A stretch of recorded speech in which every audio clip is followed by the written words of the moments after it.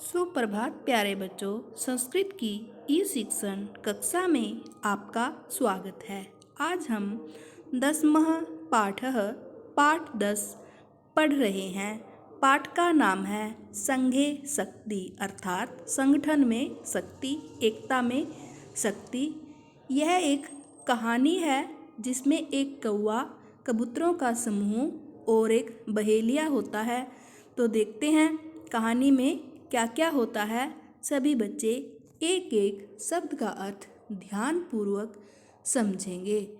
प्राचीन काले नदः तटे एकः विशालः वटवृक्षः आसीत्।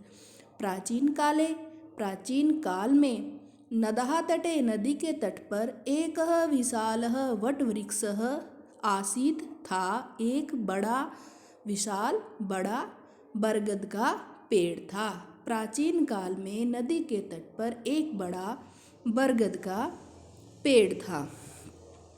तस्य कोटरे अनेके जीवजन्तवः निवसन्ति स्म।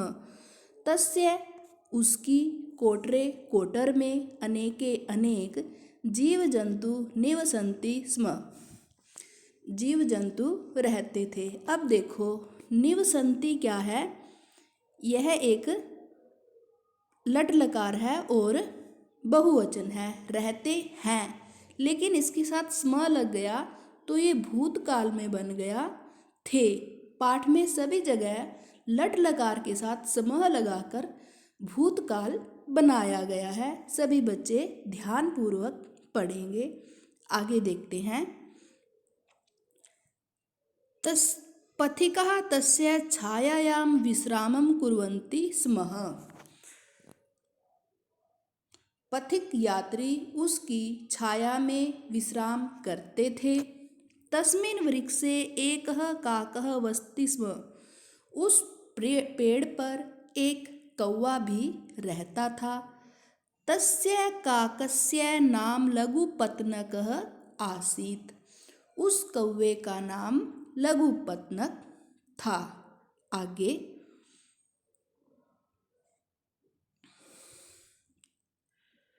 एकदा भोजनस्य अन्वेषणार्थं गच्छति स्म। एक बार भोजन की अन्वेषणार्थम खोज में गच्छति स्म। गया। कौन गया? कौवा एक बार भोजन की खोज में गया। मार्गे सह एकम व्याधम पश्यति स्म। मार्ग में उसने रास्ते में वह एक व्याधम बहेलिये को देखता है। सह व्याधस्य पृष्ठतः आगत्य एवं पश्यति स्म। वह बहेलिये के पीछे आकर देखता है।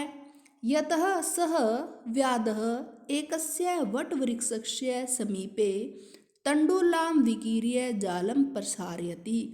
कि वह शिकारी बहेलिया एक बरगद के पेड़ के समीपे पास जाकर तण्डुलान चावलों को बिखेरता है। विकीर्य बिखेरता है और जालम प्रसारयति और जाल बिछाता है। ध्यानपूर्वक फिर से पढ़ेंगे।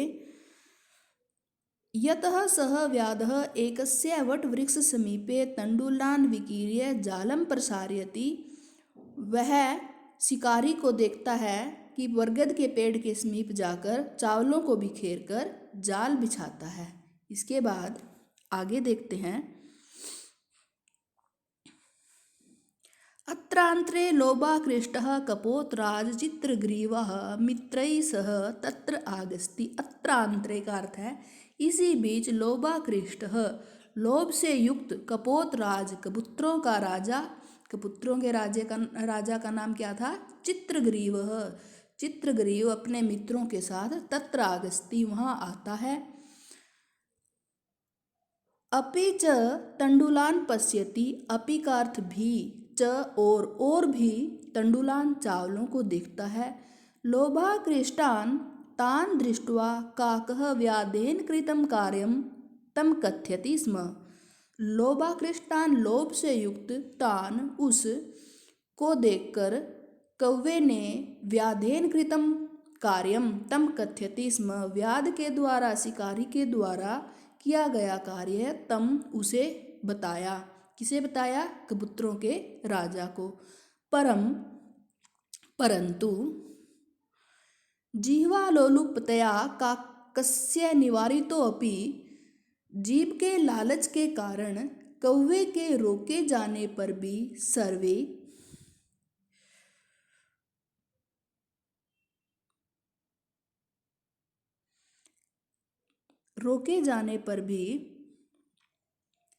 सर्वे कपोतः तंडुलान खादितुम अधः तिष्ठन्ति। सभी कबूतर चावलों को खाने के लिए अधः नीचे तिष्ठन्ति बैठते हैं। इत्थम सर्वे कपोता जालम बधा भवन्ति समः। इत्थम का अर्थ है इस प्रकार सभी कबूतर जाल में बंद हो जाते हैं। लुब्धकः व्याधः तान जाल बधान कपोतान दृष्ट्वा मारयितुम धावति। लालची शिकारी तान उन जाल में बंधे हुए कबूतरों को मारने के लिए दौड़ता है। धावति स्मः तो ये भूतकाल में जाएगी। तदा चित्रग्रीवः कथयति, तब चित्रग्रीव कहता है, मित्राणि मित्रों। क्या कहता है चित्रग्रीव?